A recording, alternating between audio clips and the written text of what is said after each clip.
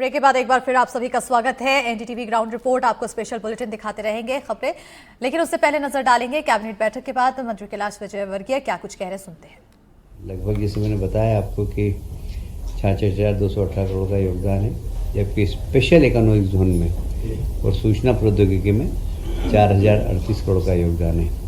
इस क्षेत्र में हम पिछले वर्ष तक राष्ट्रीय स्तर पर 15वें स्थान पर थे, अब हम 11वें स्थान पर पहुंच गए और हम अगली बार और कोशिश करेंगे कि मध्य प्रदेश का निर्यात और बढ़े।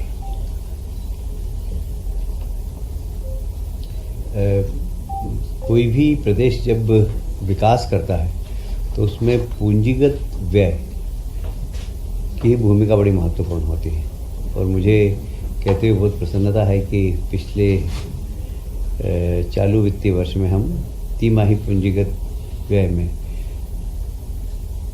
देश के जो प्रथम 3 राज्य हैं जिन्होंने डेवलपमेंट के लिए पूंजीगत राशि में बजट में प्रावधान किया, उसमें मध्य प्रदेश तीसरे नंबर पर है। गुजरात जहां 65% पूंजीगत व्यय हो रहा है, उत्तर प्रदेश में 42% और मध्य प्रदेश में 41% बजट पूंजीगत व्यय में हुआ। ये एक विकसित होता है, विकासशील, एक विकसित होते हुए प्रदेश का द्योतक है और इसलिए मैं मुख्यमंत्री जी को इस बात के लिए बधाई देता हूँ। कल माननीय मुख्यमंत्री जी ने प्रधानमंत्री जी से भेंट की है और भोपाल की मेट्रो और यहाँ किसानों के लिए बहुत बड़ा काम हुआ है, जहाँ केंद्र सरकार किसान सम्मान निधि दे रही है। वहीं हमने इरिगेशन का रकबा काफ़ी बढ़ाया है और विशेषकर नदी जोड़ो अभियान के बाद आने वाले समय में लगभग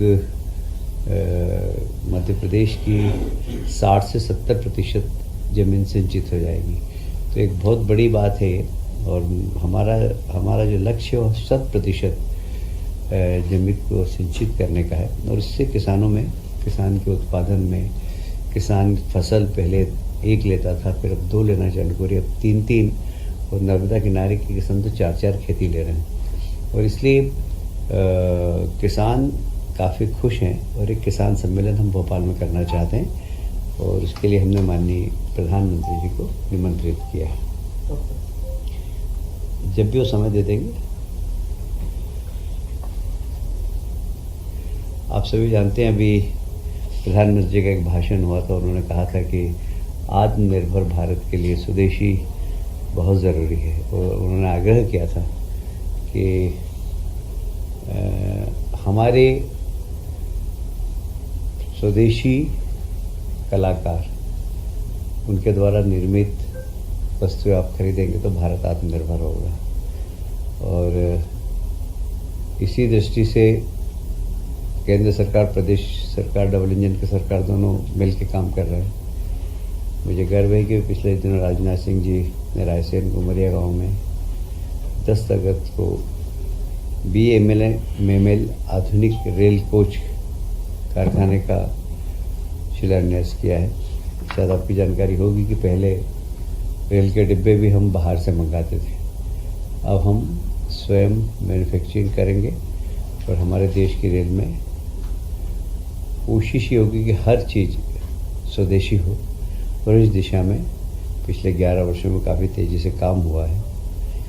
इसी तरह धार में PM मित्रा पार्क, आप सभी जानते हैं, टेक्सटाइल का एक बहुत बड़ा पार्क बन रहा है और मध्य प्रदेश नहीं, पूरा देश टेक्सटाइल के मामले में पूरी दुनिया में पहचान होती थी। कभी धीरे धीरे हमने अपनी पहचान खोई, पर हम पुनः पहचान बना रहे हैं। माननीय प्रधानमंत्री जी का बहुत रुचि है इसमें और इसलिए PM मित्रा पार्क यहाँ पर धार जिले के अंदर एक बड़ा बन रहा है। उसके उद्घाटन के लिए भी माननीय प्रधानमंत्री जी आने वाले हैं और अभी आप जानते हैं कि हमने अलग अलग जिलों की विशेषता के अनुसार अलग अलग जिलों में कॉन्क्लेव किए। कटनी जो कि माइंस के लिए पहचाना जाता है, वहाँ पर भी हमारा 23 अगस्त को माइनिंग कॉन्क्लेव है और इसमें देश भर के माइनिंग क्षेत्र में काम करने वाले लोग आएंगे। इस कॉन्क्लेव में स्ट्रेटेजिक एवं क्रिटिकल मिनरल पर फोकस होगा।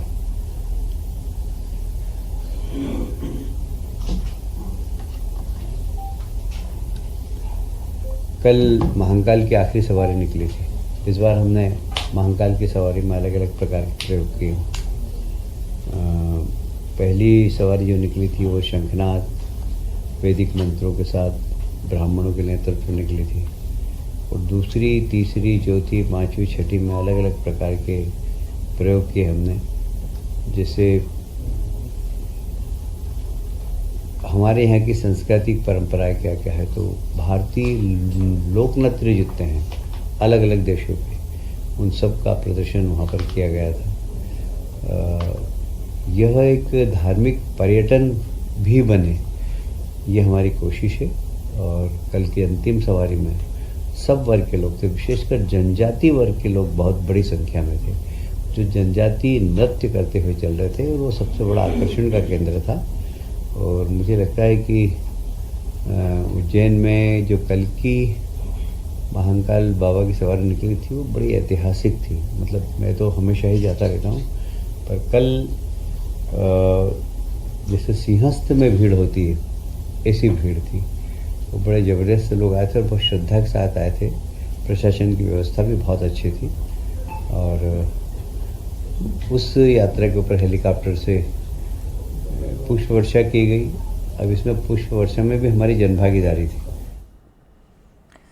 कैलाश विजयवर्गीय को सुन रहे थे आप, जहां कैबिनेट बैठक के बाद तमाम फैसले लिए गए, फैसलों की जानकारी देते हुए नजर आए, और उन्होंने बताया कि आखिर क्या क्या खास फैसले लिए गए हैं।